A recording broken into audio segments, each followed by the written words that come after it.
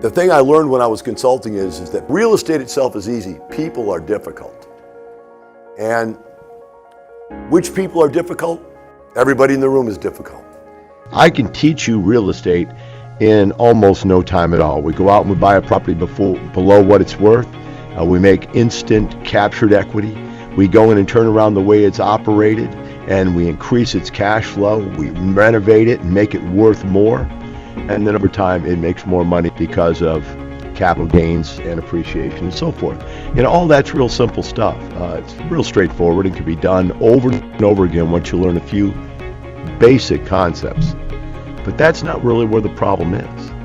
The real problem is you won't go do that. Or maybe you might even think you're going to do it, start doing it, and stop right in the beginning. But my friends, I just want to say this to you. You do not need to experiment with that one reinvention of the wheel that takes your family's finances to broke.